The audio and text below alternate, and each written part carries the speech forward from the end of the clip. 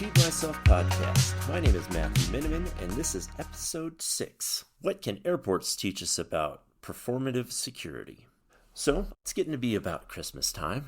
It's a little on the early side of December. That means with Christmas comes a lot of travel. I'm actually traveling myself, going to go visit my wife's family, which is going to be fun, but we're driving. A lot of people, when they travel, will take planes, and through that they'll have to go through the airport. They'll have to go through and fly, and what that means is they'll have to travel and get through the TSA, or the Transportation Security Administration security checkpoint, in order to get onto a plane.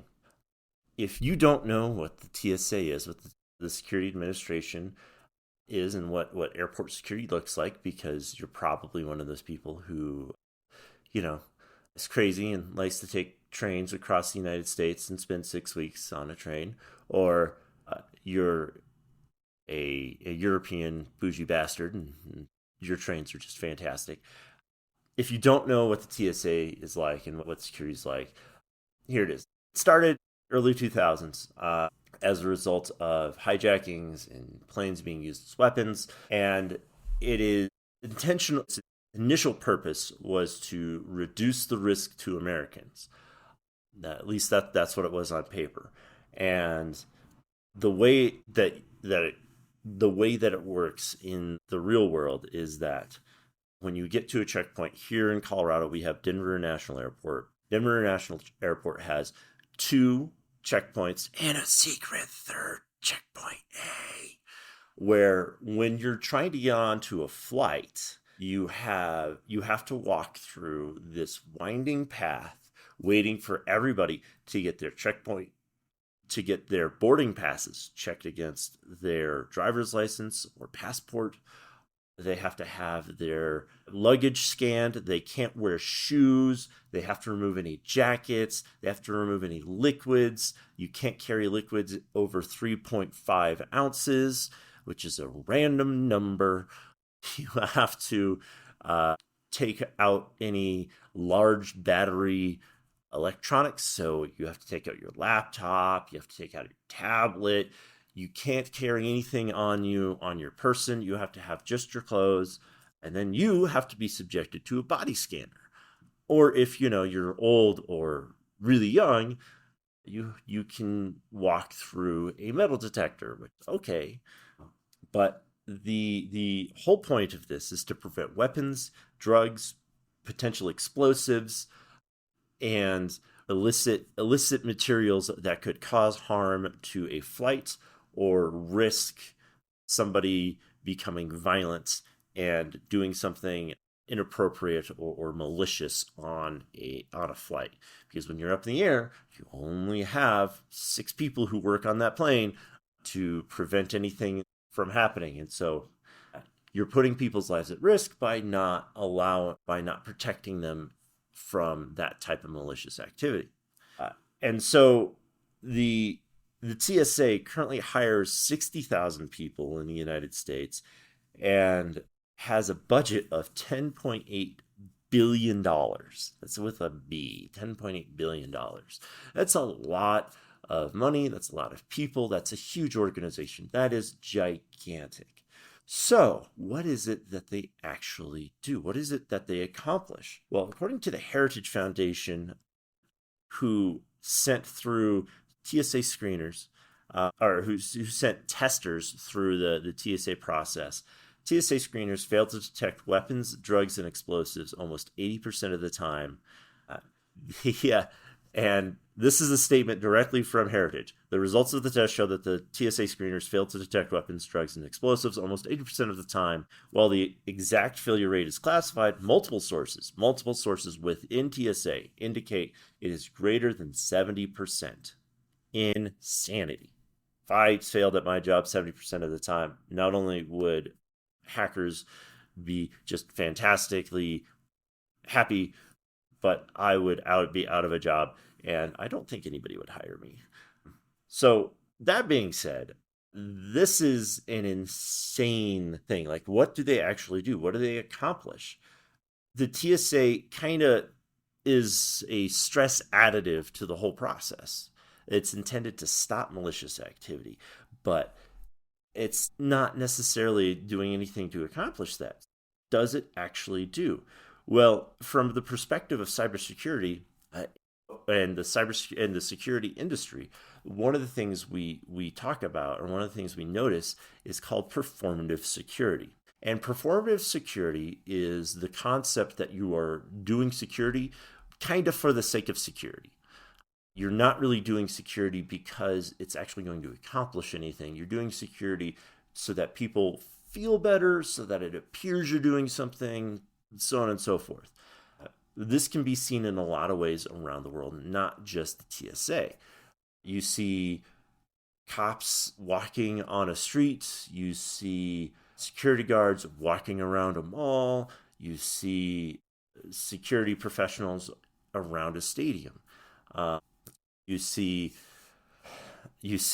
reports on arrests and things like that. And there's a whole lot of other things that you see that are performative security that you might not realize. And when we're talking about performative security in IT or cybersecurity, that is kind of a hard line to sell. It's less useful in cybersecurity for a number of reasons, and we'll go over those in a little bit. But performative security serves a very good purpose in the real world. So when you're doing performative security, it provides its own security by itself because can be considered a preventative measure. Now, the TSA fails 80% of the time according to their own numbers. They fail 80% of the time. But just because they fail 80% of the time doesn't mean that they're failing to stop people from doing stupid things on planes. It means that they're failing to stop the tests. So what does it actually mean, or what do they actually provide that stops people from attacking or stops people from doing malicious activity? And it's the appearance that they're there. In another concept that we work with inside of cybersecurity is that there are different kinds of controls that you can have. And you can have physical controls, you can have administrative controls, and you can have technical controls, but all of these controls are meant to do they're meant for a specific purpose. They're meant to stop attacks or malicious activity in a specific way. And so these methods and these different types of security can help build a more robust, mature security platform. And so when the TSA fails to stop 80%, but that might stop to find 80% of tests, that might not be its actual purpose, because its actual purpose is to just appear there. It's just to be there, be that barrier. A fence may not stop people from getting through might not stop people from getting through it, but it's there to prevent people to prevent the casual person from getting past that security barrier. I think of it like this: there was this fence that was built that was around this. Actually, I'll roll back just a little bit. When I was a little bit younger, I'm not that old, but when I was a little younger, the rave scene was big. I was big into raves. Go and dance to EDM music and party for 6, 8, 10 hours, 12 hours, whatever. And it was awesome. And they would build these raves up kind of in the middle of nowhere. Sometimes they're at warehouses. Sometimes they'd be like stock show. I don't know what to call it. A rodeo is what I know it as. But basically, they would build these raves around there, and they would always have this fence. There was kind of this temporary fence, and if you've ever been to a concert, been to some place where they've had to set up a barrier real quick, there are these fences that have these posts on the bottom where you can lay sandbags, and so they're sturdy and they create this barrier. And I went to one rave, and the fences lined the entire area, but there was the bathrooms, or the porta potties rather, on one side, and the fences right up against the porta potties. And there was a security guard that was standing not probably 50 feet from the bathroom. And what he was doing is he was just watching and looking, making sure nobody was getting harassed at porta potties. And there's this one dude who climbs up the back of the fence onto the top of the porta potties and then gets into the rave just by that. And like it's like, what the hell? Why didn't you stop him?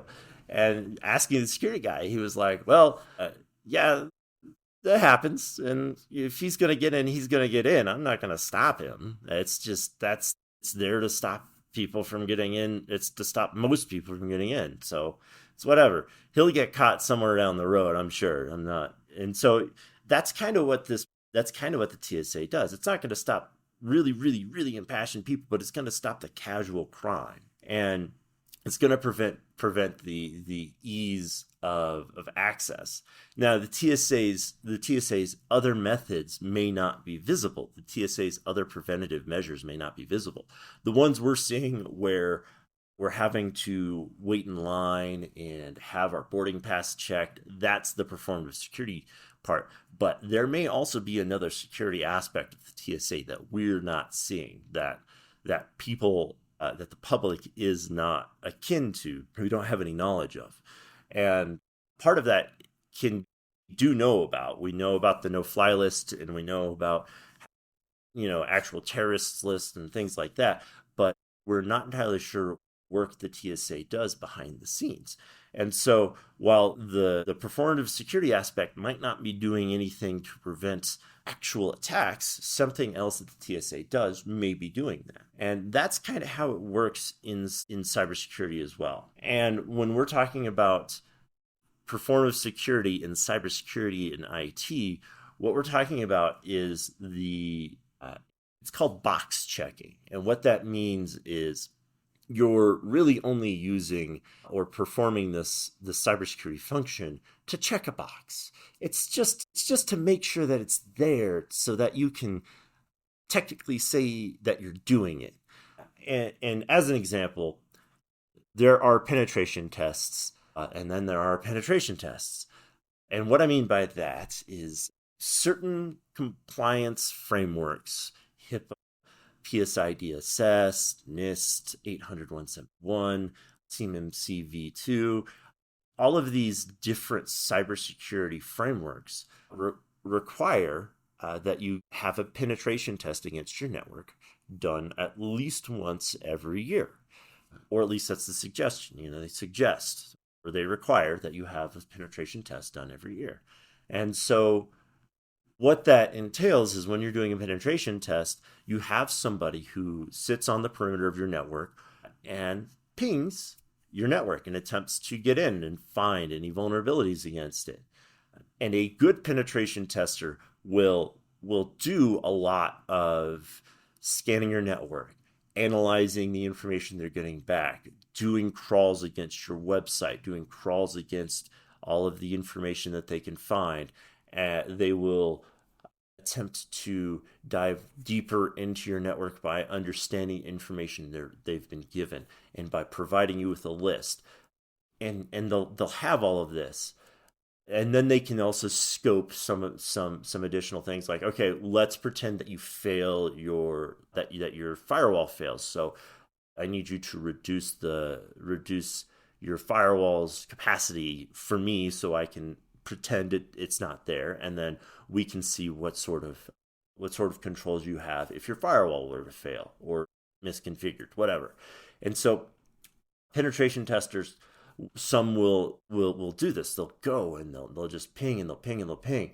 And then there are, I like to call the click and give me $10,000.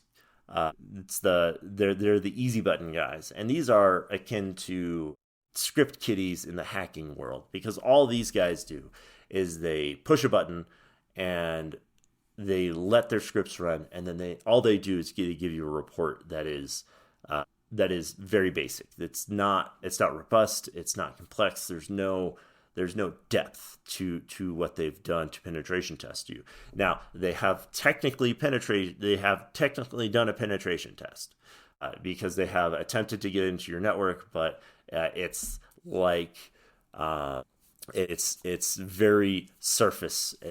There's nothing. There's no depth to it. They've done nothing to pierce the layer. And so when these guys do this, they're doing performative security and they're allowing you to check a box, but they've done nothing to increase your cybersecurity posture. They've done nothing to improve your work. And that kind of sucks, because if you're just checking a box, you're not really doing anything. You're not improving yourself. You're not preventing an attack. And so these particular penetration testers are just not going to be providing the same level of services. But then there are other types of performative security and cybersecurity. One of them is the type where all you're doing is getting a report. And these guys, this type of product is a product that will show itself. And I've actually had one of these as well. And my example is that we had this product, and I'm not going to name names because, one, I don't want to get sued. But two, they do serve a very good purpose for people who aren't me. So don't have the same visibility that I do in my network. And this particular product is an edge monitor for your firewall. And so what it does is it analyzes traffic coming into your network and attempts to identify malicious versus benign traffic. And their whole sales pitch was that, oh, well, we can help identify the attacks as they happen and then stop them before they can cause serious harm. And it's really cool. It's a really cool concept, because what they do is they take the live data streams from your firewalls and they analyze the connections that are being made, and they weigh those against current indicators of compromise, meaning current attacks that are happening in the world. And then they halt that communication. What they do is they configure your firewall to stop communicating to that specific port or IP, and then you're protected. What this company actually does is tenuous at best. Considered it vaporware, because for us it really didn't do anything. We compared what it was doing to what the baseline security platform on the firewall was already doing, and it was a difference of 0.02%. In a list of 1,500 blocked IP addresses, the difference was 2 IP addresses. And it wasn't that one blocked 2 more than the other. It's just that the bottom 2 IP addresses were different, basically. So that really wasn't doing anything, but we would get a nice and pretty report every month that would tell us how many connections were made on our firewall, how many of them were blocked, how many of them were this class of malicious, how many of them were this class of malicious, and so on and so forth. And that is performative security in cybersecurity, because it really wasn't doing it. It wasn't doing anything added. It wasn't blocking anybody else. It wasn't providing any additional threat protection. All it was doing was checking a box that says, I have edge protection on my firewall. I have an additional edge protection that's third party and provides an additional service. And don't get me wrong, like I said, this just with the TSA, they might be doing something else on the back end that is completely hidden and unknown. But what they sold to me was not useful. It was only useful if I didn't know what I was doing and I needed help. And so these guys, this particular product is performative security in that it doesn't actually perform anything, but I get a report so that I can show it to somebody. I can show it to my leadership and be like, look, we're protected. Here you go. And it's a shame, because there are people who will fall for this type of security and think it's great. To give you another example, one of my clients used a compliance company, and this compliance company did this whole song and dance every year where they would send somebody out for 7 days that my client would have to pay for, and they would go through all the paperwork and they would analyze everything that was going on, and then they would ask several employees at the organization, all the processes and procedures that are in place, and then they would perform a security check on the external firewall and all of this, and it was supposed to be this all-in-one compliance package where they would get at the end be able to consider themselves compliant to the framework that they were working against. The problem is that at the end of this whole engagement, the 7 weeks, and then they would wait two more weeks to get this report. They got this 90 fucking page report that had no goddamn information in it. It was just words. They weren't necessarily even coherent, really. It was like lorem ipsum shit all the way down this fucking page. And yeah, it was all English, but the problem was that they had no real information in this 90-page report. It was full of graphics and pretty images, but they spent 50 pages describing all the things that they just fucking did, which, okay, I understand. If you have a C-level who has just an entire massive amount of fucking free time, yeah, he's going to read that report. And I'm sorry if I'm getting upset about this, but it's really fucking annoying because these guys charged $40,000 a year for this fucking thing.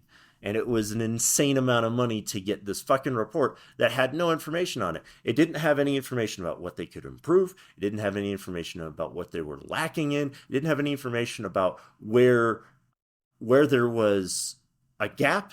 It just was this report and had no information. And this is performative security because they were able to check the box. Yeah, we were compliant. We had our compliance check this year. And what was really frustrating for my client is that they had an incident where some of their laptops were stolen out of one of their buildings, and it was 5 or 6 laptops. And these laptops could have potentially contained sensitive information. And because they could have contained sensitive information, they needed to have proper security controls. And one of the security controls was encryption. It was BitLocker encryption on the hard drive.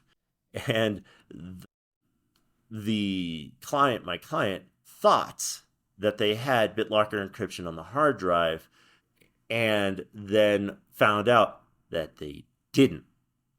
And they came to me and said, hey, I thought we had encryption on all of these systems. I was like, you don't, and I told you that.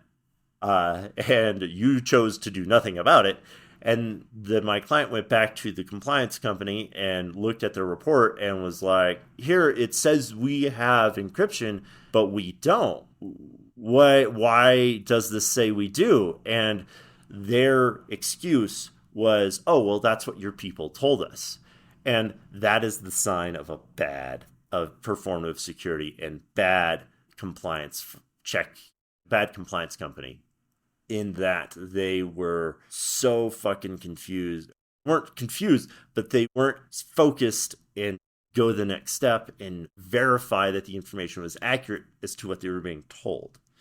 So this company got fired eventually, and we got them onto a different compliance pack. We got them onto a different compliance company who was much better.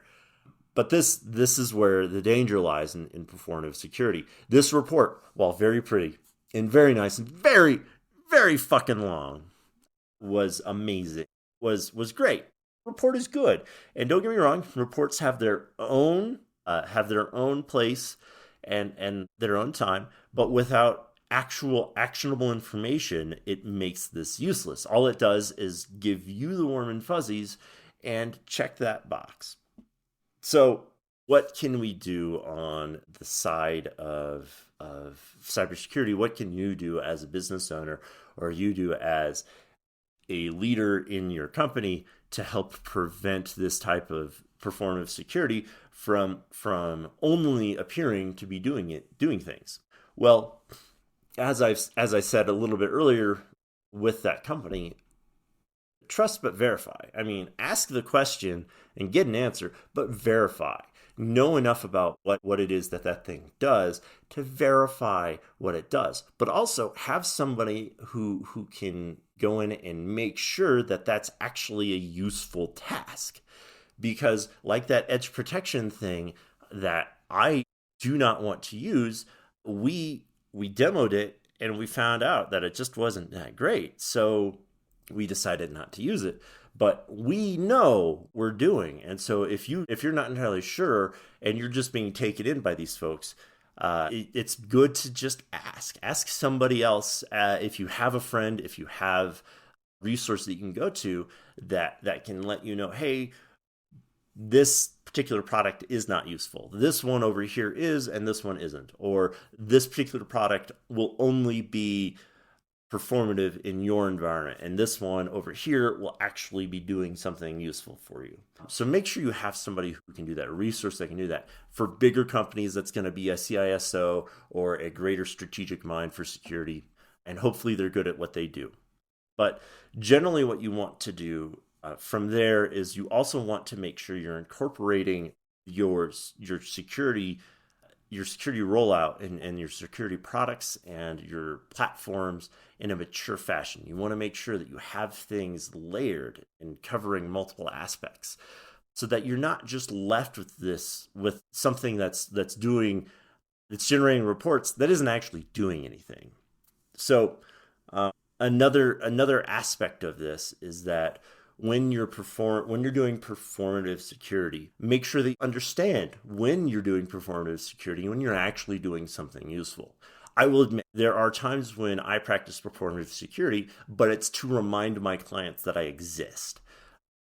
That in certain circumstances, it is useful to report when a user has been breached or compromised, and all we've done is reset their password because the attacker didn't get anywhere, because our security controls are doing their job.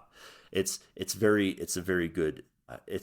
nice to have that sort of report that's sent out. It says, hey, we're doing our job. Your client had their password compromised, but because of multi-factor authentication, we were able to prevent them from getting into the account. Things like that. We're able to write those reports and bring it up to the client, have them understand that while there's no information to action on here, we did our jobs. We all did our jobs. The configuration of the environment was such that the attack was stopped and that you were not compromised in the least.